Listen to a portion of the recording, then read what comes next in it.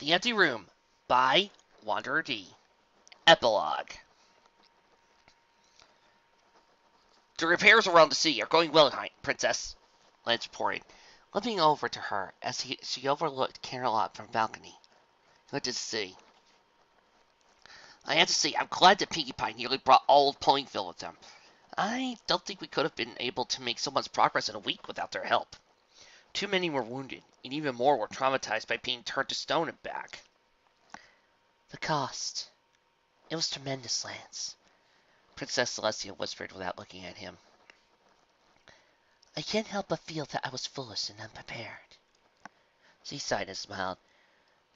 Had Luna, had she not been so strong, this would have been the end of Equestria. Princess, Celestia shook her head. We made mistakes, and we paid for it. It cost us our memories of my daughter, and the knowledge of Eldric's fate, and it allowed an insidious enemy to corrupt me. It cost the death of so many innocent ponies during the fight. She turned to the captain, tears falling down her cheeks. How could I face them, Lance, knowing the part I played? The old warrior sighed. I don't know what to say, my princess, but you have to talk to them. They love you, and they have forgiven you. They know you are not yourself. They know you to be strong. Celestia closed her eyes and sighed, dreading facing her subjects. Lead the way, old friend. My little ponies, Celestia spoke, standing next to a raised platform in the center of the plaza. We have something survived I wish would never come to pass. It has tried our hearts to conviction, and has stretched how thin, but we have prevailed. The pony workers slowed down as they turned to face the princess, and a crowd started to gather. I stand amongst you today because I can no longer hide from my responsibility for the terror which my action brought upon all of you. You have forgiven me, far quicker than I can forgive myself. I am more indebted to you than all I could ever express in mere words. However, there are those whose lives were sacrificed, whose lives were the price of my freedom. For them, and all those whom we have lost as a result of the Guardian's machinations, and my failure to realize them, we have created this in their honor.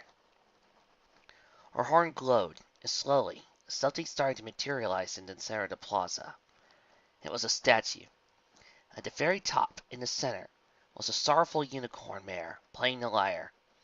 To her right, a Pegasus took off, mirroring the female griffin on the left, a fierce expression of determination etched plainly on both their faces. The statue extended down into a solid square, where the names of all those who had fallen in battle were written. The personal cost for each of us is immeasurable. The sacrifices some made, she closed her eyes, unnecessary. We will truly never be able to comprehend. It is to them we dedicate this statue. She stepped back, as Sword and Misty, accompanied by a heavily bandaged Spitfire, stepped forth, each holding flowers in their mouth, which they carefully left at the base of the statue. Spitfire searched the names on the statue until she found Blizzard's. Her eyes went to the effigy of Blast, and she couldn't look at either much longer. She rested her head against the cold stone as tears dropped from her eyes. I'm sorry, Blizzard. Blast. You two were the best friends any pony could ask for. I'm so sorry. Soren nudged her gently, and the group started to move away. But not before Misty looked at the statue of her friend. We fought well, Blast, she whispered, with a small smile before following the others. Next in line, Rainbow Dash walked up to the statue. She placed 3 flowers down. Blizzard, you were one of my heroes. I'll never forgive myself for my part in what happened. Even if I had no control, I'll always remember your courage. Her eyes straight to Blast. I was your superior officer for this one time. It was a dream come true to Walker of all of you. Too bad it turned into a nightmare. She took a deep breath and turned to look at the statue of Gilda. She looked down. I lost so much time. I'm sorry I pushed you away when we could have figured out things together. Thank you, Gilda. We won't have a chance to be more, but you'll always be my sister. Rainbow Dash walked away, allowing for Nightmare Moon, Celestia, and Papercraft to approach. Sis, Papercraft sighed. I'm going to miss your visits. It's been hard taking care of your things, cleaning up the house. Mom and Dad are gone too. He looked down. They were crushed by some crates that collapsed during the Guardian's attack. It seems they tried to hide under them, and when the elements of harmony attacked the Guardian, they landed on top of them. I don't know what I'll do with myself. Your music, your smile, they're gone forever. He gritted his teeth as he took a calming breath. I've been contacted by a couple of your friends, a DJ and Celes. They'll drop by during the week to help me out. He sniffed and turned away. Celestia stepped up to the statue, placing a hoof against the cold surface. Lyra, Blast, Gilda, I owe you three so much. Especially you, Lyra. I will always remember you. I hope to be a better mayor thanks to your efforts. You stood up against me, even knowing how it would likely end. Thank you. She stepped back and looked at Nightmare Moon. The Black Alicorn looked at the statue, then back to Celestia, before her eyes turned to all the gathering ponies, settling on the bearers of the elements of harmony for a moment. Turning her back to the statue, she faced them all. 1,000 years ago, I brought war to Equestria, she began, her voice carrying over the whole assembly. I had only hatred in my heart for the ponies that ignored the night, whose loyalty seemed to be to the sun. I hated that friendship always seemed to be beyond my grasp, and so for every pony else. I felt horrors and pain, and eventually forced my sister to banish Luna, along with myself to the moon. The crowd muttered amongst themselves. Several ponies looked a bit distressed. When Nightmare Moon opened her mouth to talk again, they all quieted down, paying rapt attention to her words. Nightmare Moon paced in front of the statue, her hooves echoing in the heavy silence. After I was defeated again by friendship, I thought myself trapped forever within Princess Luna's soul, but the Guardian's attack set me free once more. Only this time the spirits of the bearers of the elements of harmony were there, and they helped me open my eyes. I saw, for the first time, what a monster I had been several years ago, the twisted reflections of my sister I had become. I saw, for the first time, what extraordinary bravery lived inside us subjects. Her eyes settled momentarily on Rarity and Rainbow Dash. And later, I felt, for the very first time, understanding, respect, and friendship. She bowed to the flustered mares and rose again. I have learned so much, and all of you to thank for it. She looked over her shoulder at the statue. I owe much to Lyra as well. She was an inspiration, and I can only hope that she will be one for all of you as well. Remember her lesson. Never surrender to evil. Now, it's my time to go away. I must leave you and return your beloved princess. Nightmare Moon closed her eyes and let the warm sun coat her before she looked up at the sky. It's a beautiful day, Celestia. Celestia took a step forward, her eyes wide. Nightmare Moon, Don't. The Black Alicorn smiled. I wish I had known so long ago when I could have called you and Luna sisters. She chuckled. Back when it was still possible for me to be a separate being. Take care of my niece. Luna has already promised to do so. Wait! Rainbow Dash stepped forward. Are you leaving forever? Nightmare Moon smiled and approached Rainbow Dash, giving her a short, completely unexpected hug.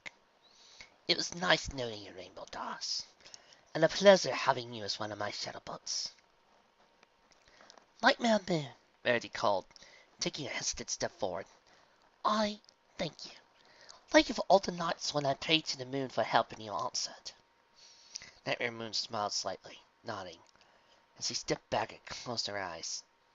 I'll miss you, Rainbow Dash said. Thank you for being there for me. The sounds of movement made Nightmare Moon look up. She took a shuddering deep breath when she saw every pony in the square bowing to her, including Princess Celestia and the bearers of the elements. Nightmare Moon nodded and let out a slow breath as a small smile played upon her face. Her body slowly became smaller. Dark energy seeped out into the daylight, fading under the sun until nothingness, until only Luna was left. And then the small little bit of darkness took some of Twilight's blood and became Nyx!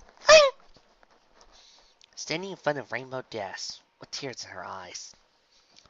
She's gone. Luna gasped as tears slowly crawled down her cheeks. I didn't have to fight. She just left and she was so happy and I am sad. Sister. Celestia walked up to Luna and hugged her. She will be remembered from now as the mare who saved Equestria. She looked down at a statue. Perhaps a suggestion can be made. A fitting change from her previous deeds, Luna commented after a moment, looking up at her sister with a small smile. Thank you. Both princesses stepped back, as pony after pony went up to the statue, looking at the engraved names of lost loved ones. Will Candlelight ever be the same? Twilight asked, approaching her mother and aunt. Celestia shook her head and nuzzled her daughter. No, and it should never be the same. We shall never forget the lessons that were so costly to learn. Twilight nodded, looking at the statue. Mum, I need to go to the cemetery. Celestia closed her eyes and nodded. Twilight stood alone in front of two graves. Mom? Dad? She whispered, her body began to tremble. I love you. You both raised me. You supported me, and had it not been for the council, you both would still be here. I don't know how we would have dealt with this. She shook her wings. But I wish you could have been here. I'll miss you, Dad, just as much as I miss Mom. She sniffed. I won't allow what they turned you into at the end be my last memory of you. Slowly, she knelt in front of both graves and cried for a long time. She didn't stop until she felt some pony hug her. She looked down to see Spike holding onto her foreleg. Tears in eyes as well. She pulled him close and felt Celestia's wings engulf her in the hug as well. She slowly dried her tears. I'll miss you both. But you can rest easy. I'm not alone. That same night, 3 alicorns stood around the remain of the being once known as the Guardian. Who was Balance? Twilight asked, looking down at the pieces of stone. He looked like a Draconicus, and for a moment I swore it was Discord. Celestia sighed. A long, long time ago, before ponies had learned to write or even developed a real language, the Draconicus and alicorns were a little more than forces of nature. We were not sentient as we were today, Twilight. I was the energy, magical and mystical, that tied the sun to our world and moved it. I was the whisper of dreams and hopes that lit the night with stars and moon, Luna added. Winter was the force that brought clouds and darkness and cold to our world, while spring would be the opposing force that would drive her back, and in turn allowed summer to push the cycle forward for fall, who would prepare everything for the return of winter. Back then, the Draconicus were more than we were, and at the same time less. They were boundless imagination, concepts without form or purpose. When sentient beings started to discern our existence, giving us names and defining our relation to them and their world, their thoughts and hopes shaped us into alicorns. So, they also shaped myriad little things, snippets of fancy, and boundless concepts into beings of amazing power. The Draconicus, Twilight whispered. So, that's how we came to be? Celestia nodded.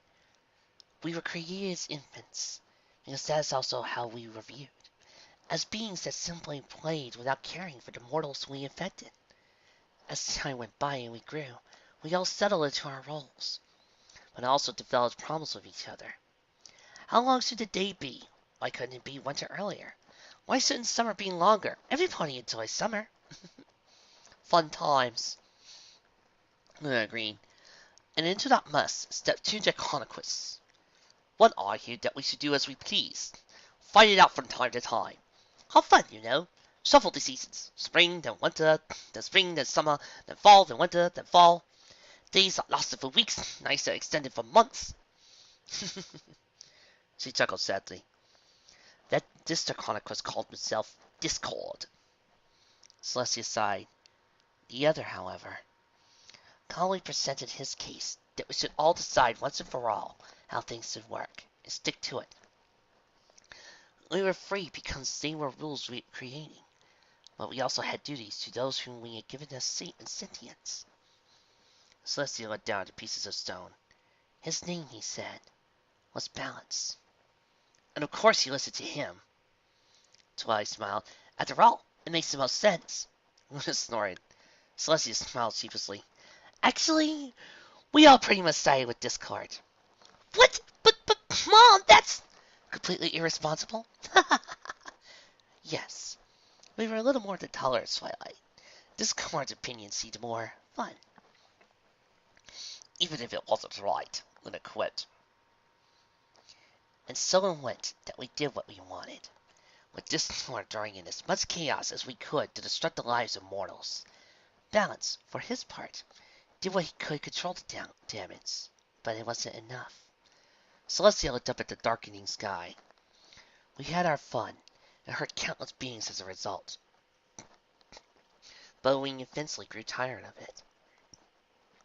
One day, it just wasn't as fun as it used to be. It could have been any number of things. Nests of griffins freezing to death, the way nature started to die around us. We suddenly realized we had responsibilities. That order was part of who we were, deep inside. So we searched for Balance to help us. He laid down laws to which we all agreed. Luna chipped in. We all had our magic tied to him, so he could slowly guide us into each cycle. Celestia nodded. At first it was hard. Balance had to step in more than once to remind us of our promise. But as time went by, we all settled into our roles. Even Discord. He became a true creature of mischief, but limited himself to acts that would not hurt more than somebody's pride at worst. Balance slowly let us take reins of our lives, and eventually, we were maintaining a natural order by ourselves. I think that's why he just faded away. Celestia said, her eyes on the sun as it slowly settled onto the horizon. We never knew what happened to him until now. But why did he become the Guardian? There has to be a reason, Twilight exclaimed. What was he guarding? He once said he was the guardian of order and Discord was the guardian of chaos, Luna answered. I thought he was just being pretentious, but he might have taken that title very seriously, she sighed. My guess is that he felt he was not needed. Once we all knew what had to be done, his purpose was lost. He hid himself and let himself turn into a creature we fought. But, Twilight shook her head, that can't be all there is to it. There must have been something more. We just don't turn into monsters for no reason. You know that! I'm not saying there was no reason to what I already suspected, Luna replied, locking eyes with Twilight. However, that is the best we can do. Guess. Luna's right, Twilight. Celestia agreed, nuzzling her daughter. You have to learn that sometimes we can never know what it was that caused something horrible to happen. Twilight looked down in frustration. I want him to be evil. But what you're telling me is that all the manipulations, the murders, turning Alicorns into nightmares, turning my father into a killer, it was caused by a creature that once represented what we want in our lives? Twilight scratched a hoof and Infora whispered, It just doesn't make sense. We can never know why he turned into what he did, Twilight, Luna sighed. I wish I could understand why he turned Winter and the others into nightmares. How he reached me and turned me into one myself. But I can't. I have a theory, Celestia said after a moment, Twilight perking up at her mother's words. Balance, for all his virtues, always wanted control.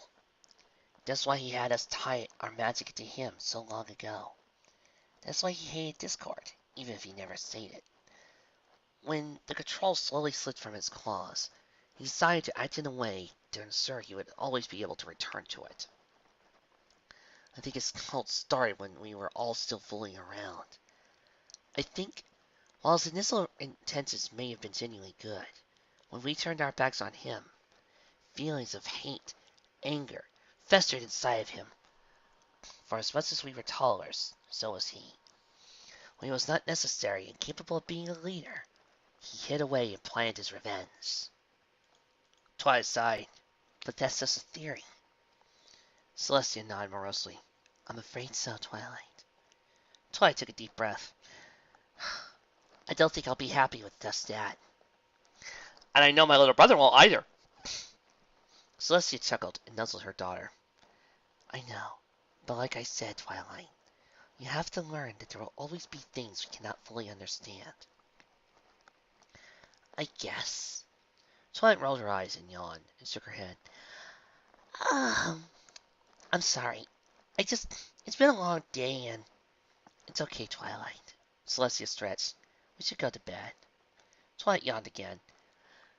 Okay, she said sleepily, as she followed her mother towards the castle. Are you coming, Luna? Luna nodded. I'll be there shortly, sister. She watched as the pair walked away, and everything became quiet. One of the stone pieces shuddered and trembled, starting to roll. Luna's hoof crunched it into the ground, turning into dust.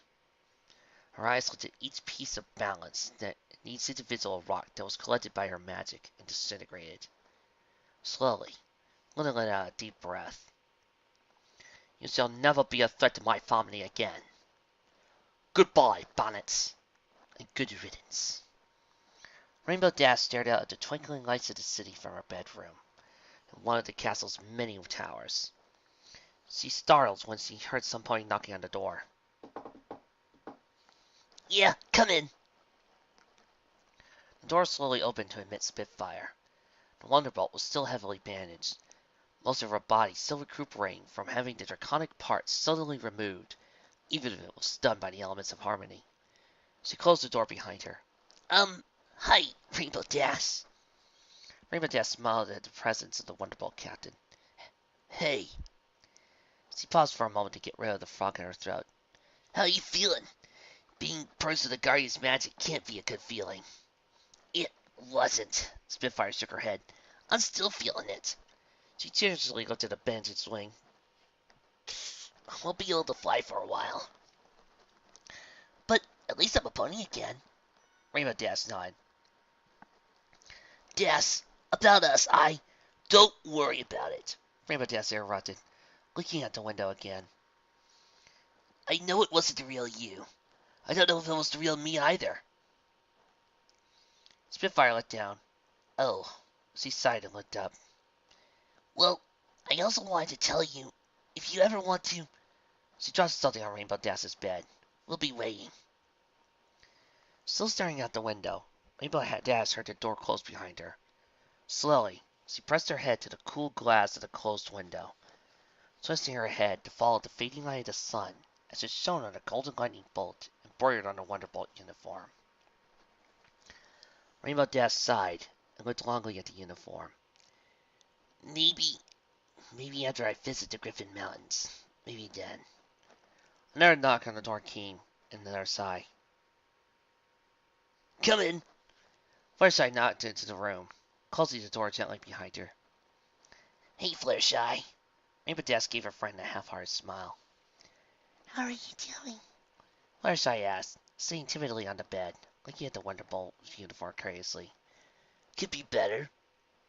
Do you want to talk about it? Rainbow Dash looked back at her, roasting eyes simmering with unshed tears. Fluttershy stood up and walked to her, pulling at her a tight hug. Shh. Let it out. Tears finally started flowing as Rainbow Dash buried her face into Gilda's and Fireside's mane. I miss her. I miss her so much. I missed her all this time. She was my best friend for so long, and I pushed her away over one fight. Fireside didn't say anything. She used to rock gently as Rainbow Dash cried. I'll never see her again. The Pegasus sniffed softly, trying to regain her composure. I wanted to go to the Griffin Mountains, and I don't know, but to know she died fighting. She slowed down a bit. She would like that, wouldn't she? You know how Griffins are. Fireside nodded gently. I think she would. Fluttershy? Yes. Fireside smiled at Rainbow Dash. Can you stay here tonight? Rainbow Dash asked. I could really use a friend. Fireside nodded. Of course. Rainbow Dash sighed. Thank you. Let's go meet the others, and then we can come back. I really have a lot to talk about. Fireside nodded as he stood. I know. That's why I'm here. Thanks, Fluttershy. Are you sure you don't want to stay any longer? Golden Cross asked. I'm grateful for your hospitality. Applejack thanked as he helped Apple Bloom into the wagon. Well, School needs to head back home. I'm Molly, Blake, Mac, and Apple Bloom need to get back to working on the farm. Aww, Daisy Sprout patted. I'll miss you. We'll miss you too, School promised. I hope you can visit Ponyville soon. I'll be glad to sell you Crusade HQ now that you're officially one of us. Trixie coughed. Well, why don't you and Daisy come with me to Ponyville? Trixie will take good care of her. Trixie promises. The fillies looked at the Golden Cross at Cinnamon with wide puppy dog eyes. Please! They chorused so loudly, Golden Cross had to step back. Fine, go pack. Daisy shouted excitedly, galloping headlong into her home. Cinnamon turned to look at her eldest daughter. Trixie! Are you sure you don't want to stay longer? Trixie smiled. I'll be back soon, Mom. I just wish to go down to Ponyville for a short time. Cinnamon hugged her daughter. Very well. We'll be waiting. Trixie nodded, holding her mother close. I'm Daisy Sprout announced, looking up to them with a bundle hanging from a stick. Applejack raised an eyebrow. Here I thought I was the only one who did that sort of thing. I read about it in a book. Daisy smiled. Well, hop on, y'all. Applejack chuckled as Trixie let go of her mother and went to join Big Macintosh at the front of the wagon. She looked at the mare with a light pink coat standing next to her. Ready to learn how to work on a farm, Dell? Do I have to talk to you like you to do it? Dawn asked as they started walking. And how do you hold things without magic? Applejack chuckled. You'll learn. Hi, Spark. Why are you coming down to the farm again? Don't you want to stay here with your sister and Mom? Evelyn asked. Dawn rolled her eyes. It's dawn now, Missy. And nah. Too much stuff going on right now with Twilight and Mom. I figured some easy work will give me time to think, too.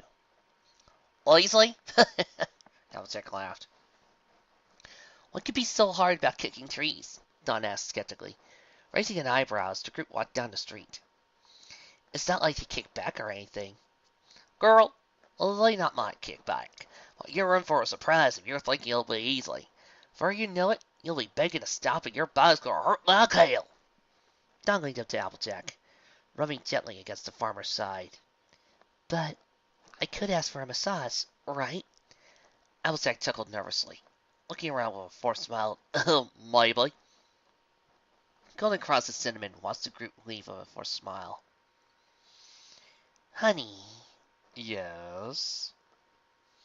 Since you'll be very tiring soon, perhaps you and I could be thinking of a quiet place to settle down, like maybe Ponyville? Golden Cross chuckled. I was thinking the same thing. Big Mac pulled his stagecoats along in silence, while Applejack and Dawn trotted behind the wagon, filled with the fillies inside. You okay, Trixie? Big Macintosh asked, glancing at her. Trixie blinked. Oh, sorry.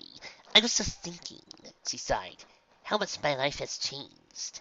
A couple of weeks ago, I didn't even know I had a sister. I hated my parents. I was trying to rebuild my career while refusing help from anybody that offered so. It was crazy. Big Mac said sizzly. Yup. I just never imagined I would, meet Daisy, ask my parents for forgiveness, find new friends, be accepted. She went down with a subtle grin. Fall in love. Big Macintosh smiled with that little smile that told Trixie he was terribly self-conscious, but pleased. She snorted. You're too cute, Big Macintosh. The stallion chuckled. Yup. But not as cute as you are when you're blushing. Nonsense! Trixie stammered, flushing furiously. Trixie never blushes. You're doing it now. Big Macintosh pointed out. Only because you keep bringing it up, Trixie growled. Quit it! Big Macintosh chuckled again, then nodded, then looked back towards the road. So, Trixie, what are you going to do about your career? Trixie looked down as she thought. I need to create a new routine and learn a few more magic tricks. I was hoping I could stay in Ponyville for a little while. Maybe practice there before I set out on the road again. Oh, Big Mac frowned. I've been hoping you'd stay for a long time, Trixie. Trixie sighed. I would love to, Big Macintosh, but it's my dream. She looked up at the buildings they were passing by. I want to perform on the greatest stages of Equestria, show my tricks for every pony I can meet, and She looked at him. have a home to come back to. Big Mac slowed down a bit as he stared at her. You mean... Trixie nodded. I'd love to someday get a home in Ponyville, spend the rest of my life there, hopefully with the one pony I love. Are you asking me to? No! Trixie interrupted in all seriousness. I want you to think about what I said, and then I want you to ask yourself if you feel the same. Because, dear Macintosh, as far as I'm concerned, I've already said yes. Thank you for being there, Mom. Twilight corrected herself. She was nervously beneath the white wing of her wrapped around her. It's the least I could do, Twilight. Celestia smiled, her eyes studying her daughter for a moment, before she looked around Twilight's old student room. I have to say something. The silence is killing me, Celestia thought, looking at Twilight. My daughter. For the longest time, I never thought I had the chance to have a foal of my own, and then I just hid her away and gave up my memories of her for most of her young life. Even if I was with her, I saw her as my student and protege. Close, but not as a daughter. Mom, why are you crying? Twilight asked softly, voice tinged with concern as she used a hoof to carefully wipe a tear from her mother's face. Because I'm so happy, Twilight. It's so sad, Celestia explained, leaning into her daughter's touch. How much time did I waste in an effort to protect you? Mom, we're going to live for a long time. I think you'll be able to make up for a few years. Twilight joked secretly. And you were there. So it down. I felt loved all this time. Even with my parents, my adopted parents, were still themselves. I felt like you were a mother to me as well. Not only did I look up to you, I loved you like a parent. Mom, I never knew until a couple of days ago who you really were, but I never felt deprived of your love. Oh, Twilight, Celestia whispered, pulling her daughter close. I do regret not being your mom all that time. When Luna found the empty room, roll credits, she stuttered. I felt a sense of loss I would never imagine I would. It felt as if my heart had stopped. I felt like all the will to live had been taken away from me. I had so trouble she choked up, comprehending when I saw your dolls. I'm so sorry, Twilight leaned in, holding Celestia close as her mother broke into sobs, barely able to stop herself from joining her, even though she could feel her own tears trailing down her cheeks. I was surprised at seeing you play with your dolls. reading to you at night so you can sleep. The older Alcorn recounted sadly. I'm teaching you your ABCs. Mom, Twilight whispered, the word coming to her naturally this time. Mom, you protected me as much as you could. I wish I had been able to be with you and to do that. Please don't cry. You taught me so much, and you still teach me so much every day. Celestia shook in her daughter's embrace. I have some memories of that time now, Twilight, if you'd like to hear them. Twilight felt a knot form in her throat and a shiver run down her spine as feelings of anticipation and nostalgia welled up inside her. I would love to, Mom. Celestia nodded, and her horns flared with light. The world around the pair went completely white, as Celestia's spell completely engulfed them. The pair were suddenly in the empty room. The door was closed as the rest of the wing was still being repaired. Celestia tried into a small bookshelf. When you were just learning to stand up correctly, that you decided you wanted to take the books for yourself, you really loved this one story. It's not a cold, dark place. Oh, Twilight's eyes lit up. I remember that story. I always read it over and over again, and asked Mom to read it to me at night, and Twilight flinched, looking at Celestia. Yeah, it sounds like a really good story. It's the same that the author canceled it! Celestia smiled sadly, not commenting on Twilight's outburst. When you tried to reach it, you stumbled back in, and you opened your wings and tried to flap them while you were on your back on the floor. You started flopping around, and she sniffed and choked out a laugh. It was the most adorable thing I'd ever seen. Twilight smiled as she levitated Luna's Celestia dolls with her magic and nuzzled them. It felt right. She opened her eyes and blushed, looking over at her mother, who had a soft smile of her own. Sorry, don't be, Celestia said. You used to pick them up and nuzzle them just like that. It's strange how this familiar room feels after all this time, Twilight realized. Celestia nodded. There are so many little memories. You were sitting right there, next to the toy chest when you said your first word. Twilight's eyes shone with interest. Really? What was it? Celestia laughed. Can't you guess? Your very first word was book. And you pointed straight at the bookshelf. She chuckled. Your next words were Wuna and Tia. Twilight blinked. What? Celestia's ball levitated the Luna doll. Wuna. Celestia doll performed a little pirouette and floated over to Wuna. And Tia. Twilight blushed, embarrassed. Oh. The pair stood in the room in silence, soaking in the little memories and feeling comforted by Eteris' presence. Then Twilight walked up to her mother and hugged her again. I'm sorry I wasn't there with you, Twilight whispered. I could tell how much love went into this room. Her eyes slowly went out the carefully selected furniture, the tiny table and chairs, the bookshelves, the little net on the corner with several plush toys, the crib with bed sheets folded and tiny pillow. We're never going to get back that lost time, are we? Twilight whispered, staring through bleary, tear-streaked eyes at the room. Celestia let out a long sigh. I'm afraid not, Twilight. Mom, I know we have thousands of years to spend together. Celestia looked at her daughter and nodded mutely. And I know I said I'd be going back to Ponyville, but Twilight leaned into a hug. I'd like to stay for a few weeks, if you don't mind. Celestia smiled and chuckled. Not at all, my beloved daughter. Not at all. I love you, Mom, Twilight said, closing her eyes. And I love you, Twilight. Celestia replied, nuzzling her daughter. There's wearing a swing belt! Pinkie shouted as she walked along Trixie's stagecoach, making both Applejack and Dawn jump back in surprise. Hello, Rainy! Hi, Sweeney! She waved eagerly at the two unicorns standing just inside the Canterlot gates. Peekaboo? Applejack gasped. Where in tarnation did you come from? Silly. I've been here all along, the Pink Mare grinned. I was taking a nap on the station wagon. On top of the... Dawn stopped when she felt Applejack's hoof on her shoulder. Don't ask, Ursa Cube. Don't ask. This is Pinkie Pie.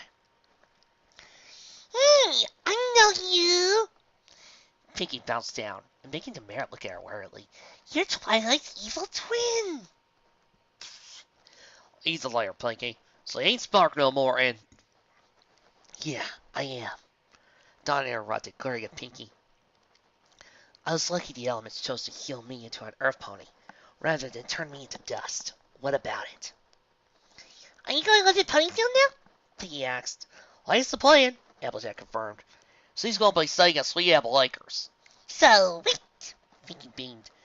That means I get to organize a party! Dia, you might want to call her a Princess Dawn now, Verity says, seeing Sweet approach the group. I'm not a princess, Dawn growled famously. I'm just lucky to be alive, and that my mother and biological progenitor decided I was not worth killing. Darling, you're starting to sound even more like Twilight even now, Verity teased. Isn't that lovely? Are you going to start making this next? Dawn grated her teeth. Are you going to change your looks, Verity? Because you're halfway there to lend me a hoof on that. Darling, I'd rather avoid the mess altogether. All right, Applejack interrupted, stepping between the two. Well, that's enough. There ain't gonna be no fine now, you hear? What kind of example are you setting for Sweet acting like this? I've seen words. Sweet sighed, seeming entirely nonplussed. Verity saw Sweet Bell an annoyed look, then rolled her eyes and huffed. Fine, Applejack, you insist. So I shall put up with this. Really? Applejack warned. Fine. Verity looked away. Hey, Sweetie, did you get it in? Skillo asked, mostly for the young unicorn to join them. We got Twixie's mom and they had to let Daisy Sprout stay with us. Evelyn added. Sweetie sighed and looked down dejected. I'm sorry, but I need to go with Randy for a while. It shouldn't be too long, though. Maybe I'll make it in time before you make it back home, Daisy Sprout. Oh, Skillo groaned. We haven't seen you all week. What have you been doing? For a moment, Sweetie didn't reply. She traded glances with Rarity, who arched an eyebrow. Sweetie shrugged and looked back at Scootaloo and Apple Bloom. Training? You mean... Scootaloo slowly drew an imaginary line across her neck with her hoof, while poking her tongue to the side. No, Sweetie said, chuckling nervously. Just learning a bit more about magic, you know? Hey, guys! Rainbow Dash called as sea and Fluttershy flew towards the group. See, we're almost all here. Almost, Applejack repeated, as Trixie and Big Mac approached. We're just missing Twilight. Do you think she'll make it? Trixie asked. She must have a lot to talk about with her mother. Trixie sighed. I know I did with mine. Yup. Big Macintosh agreed, earning an elbow to the wrist from Trixie. She'll be here, Rainbow Dash assured. Twilight wouldn't leave us hanging. A flash of red light melted into Twilight's sparkle, who shook her head. I really need to know how to control that power difference, she muttered, blinking owlishly. Want to ask me how the weather is in Napon? Again with the Napon reference. I swear, I feel like that is my fanfic city of nobody ever knows. Because I swear, I keep mentioning that city every single time, and I never have anybody actually go to it. Oh, no. I only have the people talk about it. Told ya, Rainbow Dash grinned smugly. Oh, hi, Twilight smiled, turning around and pointedly ignoring the guards and passing ponies who bowed to her. Still nervous about being royalty, Twilight? Rarity chuckled. How charming. Twilight smiled sheepishly. Well, you know me. I'm Miss Can't Stop Feeling Self-Conscious. Rainbow Dash shook her head. You should relax, Twilight. Just do like your mom and be all cool about it. That takes more practice than you might think, Rainbow Dash. We can't all be naturals at coolness.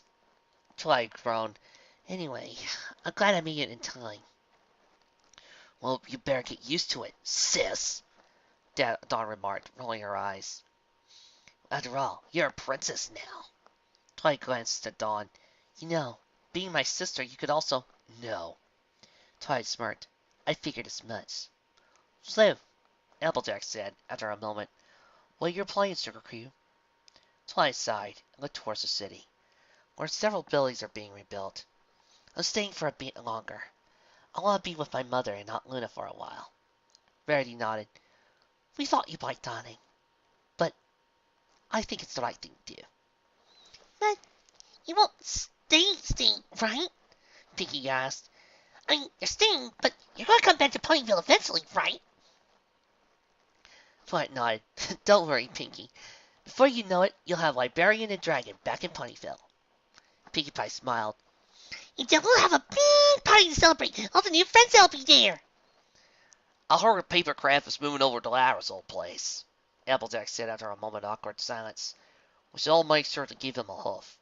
That colt needs some good examples after living all that time with those parents of his. Trixie hates to say it. Trixie cleared her throat. A bit embarrassed at her slip up. But I can't say I'm saddened by the fact that they were cursed. Trixie! Applejack gasped. That's a horrible thing to say. You didn't hear what they said, Trixie whispered. Applejack sighed. So, where are you going, Rarity? Twilight asked into the awkward silence. You'll be going north, Rarity said. The trip shouldn't be too hard, but I have several things to attend to. You or me, Twilight. Rarity interrupted. It's time to put an end to that chapter of my life. Twilight nodded. She looked to the others. I guess this is goodbye for now. Only for a short time, Sugar Cube. Applejack soothed, giving Twilight a hug. Me and Fluttershy are going to stay around for a day or so, Rainbow Dash said. Then we'll head for Ponyville. And after that, well, I still have to think about what to do after that. Please make sure Angel is okay, Fluttershy said to Apple Bloom and Scootaloo. You feed the chickens. Tell them I'll be back tomorrow. Sure thing, Fluttershy, Apple Bloom exclaimed with a curt salute. See you soon at Ponyville, Pinkie Pie shouted, somehow echoing every pony at the same time. And be ready to party. We will, Twilight smiled, as she, Rainbow Dash, and Fluttershy stepped back, allowing the stage wagon to roll past. Trixie and Big Mac gave him a nod and goodbye, followed by Applejack and Dawn, who hurried up to keep up the pace. Scootaloo, Apple Bloom, and Daisy Sprout waved goodbye as the group slowly disappeared into the winding road that led to Ponyville. Very well, Twilight Sparkle, Rarity said, hugging the Alicorn as well. I'll see you soon. Make sure you do, Twilight replied. She looked down at Sleepy Belle. You take care too, Sleepy Belle. I will, Twilight, Tweety said happily. And thank you for the help with the spells. Twilight grinned. It was my pleasure. The two sisters turned around and walked slowly out the gates, leaving Twilight alone with Rainbow Dash and Fluttershy. Hey, Twilight. Yes, Rainbow Dash? How about we give those wings of yours some more practice? Twilight smiled in appreciation. I like that. Well, let's go, Rainbow Dash shied, jumping into the air. Twilight smiled and looked towards Ponyville, her eyes settling on the wagon being pulled into the winding road. She then looked further to where Rarity and Sweetie were making their way towards their distant objective. She looked at the city around her and sighed. And so we move on, she whispered. Hey, Twilight! Fluttershy! You coming? Rainbow Dash called, interrupting her musings. Sharing her smile with Fluttershy, Twilight jumped up, falling the two Pegasi towards the castle. Hey! She said, wobbling and losing altitude after a few seconds. Way up! The end. Review time. Ever have those stories you really liked when you first read them and think, oh man, this was awesome when you first encountered them and really enjoyed them, but then you slowly forgot about them for some reason or another? You read some other fics that were better, or you just been reading tons and tons of fics? That is a story. I read this story several years ago. You gotta remember, I've been a member of this fandom since the show came out for 7 years. And trust me, I have no intention of dropping out anytime soon because, for one, I never leave a fandom. Two, I don't leave fandoms, I take breaks. And three, I'm going to retire this channel when I'm 45 and my voice is dead. And I remember liking it back in 2012. That was when I read this story. But somehow, even though I remembered certain parts of it, I forgot how much I enjoyed myself with this story. Maybe it was due to the fact that over time I read things like Fallout Equestria, Immortal Game, Silent Ponyville, and all those other really great stories, and this just fell to the wayside. But it always was there, like at the back of my mind, like somebody put a perception filter on this story, and it just waiting for me to pick it back up again to read once more. Kind of like fandoms and shows in general. You get that one show, that one series you really, really like, but then over time you start watching other stuff, you get caught up with, your latest video game, your latest story, something, and it all just falls right back into the background.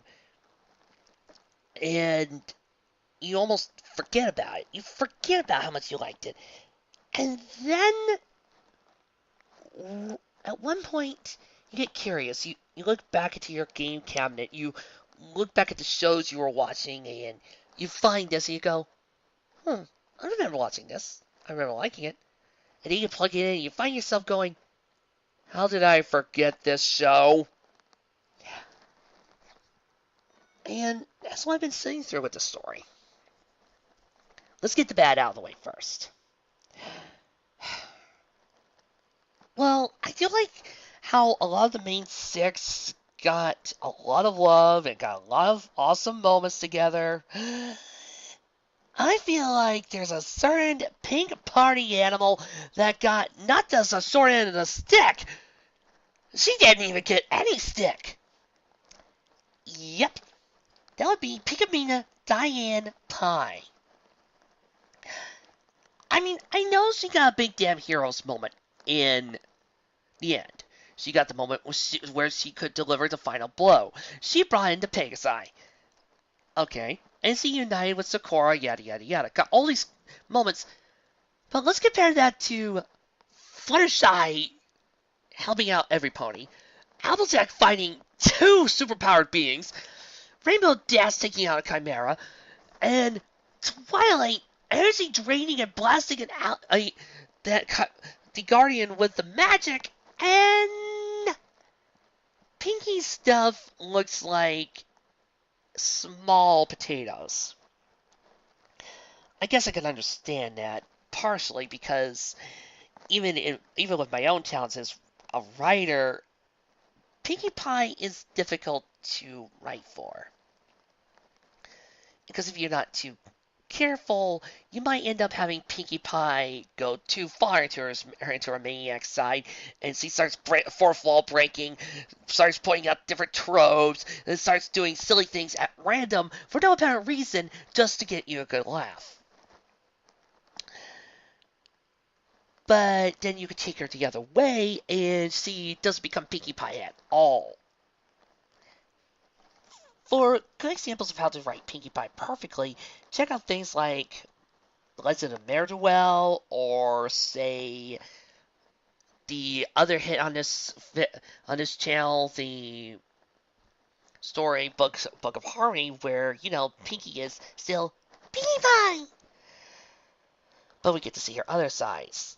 So yeah, I can partially understand why Pinkie Pie disappeared, but her absence was really, really felt, and I really, really did miss her. Although considering the fact this fic also had a whole bunch of other characters looking at her, yeah. Second of all, the Guardian and two of the henchmen. I do love a good, big, interdimensional, oh my god, he's coming at me, boss. But I really wish his presence was more felt in this story. Like he did more. In this story, he just popped up for a few seconds, was intimidating, ate Trixie, muhahahad, and then disappeared.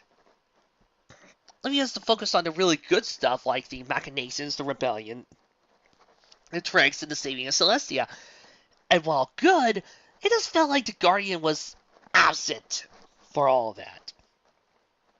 And then when he came up again, it was cool seeing him as the final boss. But at this point, if you were reading this for a while and were waiting long enough, I bet you probably might have forgotten that he was the villain.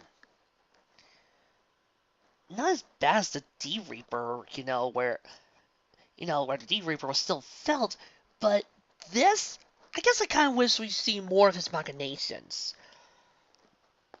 It almost felt like the Council of Nightmares took it over. It took over what could have felt him. I wish they could have, because it felt more like the Council of Nightmares were supporting Nightmare Moon and not the Guardian, which in turn lessened his effect on the overall plot. His two minions didn't help out either, Summer and Spring.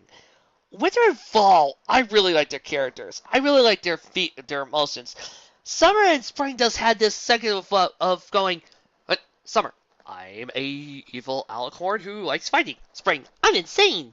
We hate each other. Rumble, die. That's it, Doodles. Thanks for all the fish. Which, again, lessens their impact. And I kind of wish we had more time to see their fight and more time to experience being with them. Well, those two downsides really don't affect the rest of the story. Also, joking aside, one of my other complaints about this fic, you took away my bonbon Lyra! You took away my Lyra bonbon Snuggles! This will not go appeased! Joking. The rest of it was really, really good. Other than Pinky, the main six had a really great time to shine. Rarity especially. I suppose it wasn't come to no surprise to any of you guys that Rarity is the author's favorite character. And as such, Rarity had a blast being awesome. Her ability to use the gems, her assassin, her attention to detail, everything was just pure Rarity badass. Raven Dash was also awesome too. As I said with a certain fic not long ago, yeah, Raven Dash being mind controlled and then breaking out of it with the element of loyalty. Of course she's gonna do that. It's Rainbow Dash. It's what she does best. You mind control her, she's just gonna go, bitch, please. Snap! It's why I'm not gonna mind control her in any of my stuff because, let's face it, she's not gonna be easily mind controlled. Now going after Applejack on the other hand.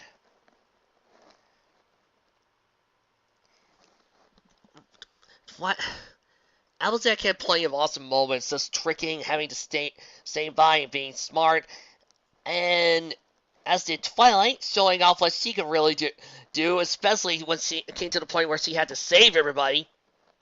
And last but not least, Fluttershy. If there's one pet peeve I have in a lot of certain bad pony fics, or even some of the good ones, is when they decide to take Fluttershy and go, oh, you got too much of a backbone, I'm sorry, bloop, and have her do things like, oh, well, I could go off and help those innocent ponies, but I need to be told how to do it. Oh, save me, Mr. Deer, with your big, strong cock. That annoys me. Because that means that those authors tend to forget that Fluttershy, when there's a little baby sparrow about to die because of a free fall, she will dive bomb like a falcon to save it. If a bear is in pain, she will wrestle it to give it a good back massage. And if a dragon is staring down her friends and ready to kill them, she will stare it right back and tell him to go home. People need to forget that while making Fluttershy scared is okay, she is not this perfect little doll that you need to help protect. And that's what they do when they take away her backbone. When stuff like My Little Pirates decide that, oh, she needs to be scared of everything. Or when Tears of Gaia decides to turn her into little miss. Oh, I need to be told what to do. They basically are saying that Fluttershy doesn't really have a backbone. That those scenes you see of her actually showing off her bravery are non-existent. And that's not Fluttershy. That is not why I love her. I love her because she has a backbone. I love her because, in spite of the fact that she could be scared and frightened, she will stare down dragons, wrestle bears, and all that. That she does have a good, strong will in her. She just needs time to bring it out. Doing a joke like calling her a doormat, that's fine. That's all fine and dandy. Making her into a doll is not. Because that takes away her character. And that's why I jumped for joy when I saw that scene of her actually going out and taking care of the injured. I didn't mind the fact that she was hiding behind Big Mac in front of the Alicorn, because that was a character. That made sense. The Alicorn wasn't attacking any of Fluttershy's friends, so she didn't have any need to activate her backbone. There are certain moments I'm okay with a character like Fluttershy, and there are certain moments where I would really wish everybody remembered Fluttershy has a backbone. Moving on. I also love Trixie's bits in this. When I first read it, I guess when it came to all Trixie scenes, I just skipped over it because this was back before Trixie became a character I really liked.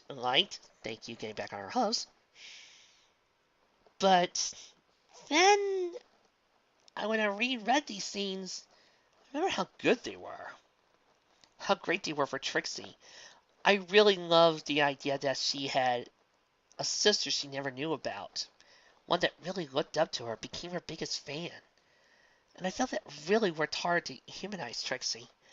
I also loved her relationship with her parents. I thought we were going for another Trixie has horrible parents, but no, they were great. And I swear I was going to raise hell if this author killed either one of them. But he didn't. And I'm really glad for that. And the Big Mac and Trixie ship has got to be one of the weirdest ships I have ever heard of in my life when it comes to pony fandom. I mean, I swear, I've never seen this type of ship before or since. I've seen Trixie shipped around almost as many times as Rainbow Dash. I've seen Trixie being shipped with Sunset. I've seen Trixie shipped with Starlight. I've seen Trixie shipped with Twilight. But never going, oh, Big Mac. Tall, dark, and silent, I see. Trixie likes. Oh, yep. But then again, Big Mac seems to be getting shipped a lot.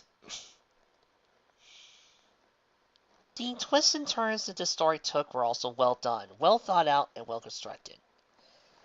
The best ships are always the ones that make you think and look back at the story going, oh, I get it. And ends up turning the story into something bigger, something brighter. And ends up making you want to go, makes you feel like you've accomplished something for going this far. I also liked how it got creative with how to bring back Twilight and Trixie. And the final battle of the elements, it really needed an end song.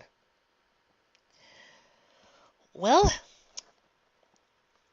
all in all, another great fic, and I am sorry that I feel like I haven't given this story the chance it deserved or the love that I should have. But I think with this, I've given the story its proper due. Join me in the next few minutes, because I completely messed up my schedule, for the next story. Another classic of the Brony fandom that predicted Lunar Eclipse far earlier than anybody else. Hit it. Oh, when a new day, a new world. I've come back in this modern era. Now it's time to go out and learn what I can. Ooh, what's this? A microwave? Baseball? I wonder what the world can tell me. I might as well press the button and BOOM! It's Sister! The microwave exploded. Progress by Andrew Joshua Talon. See you there.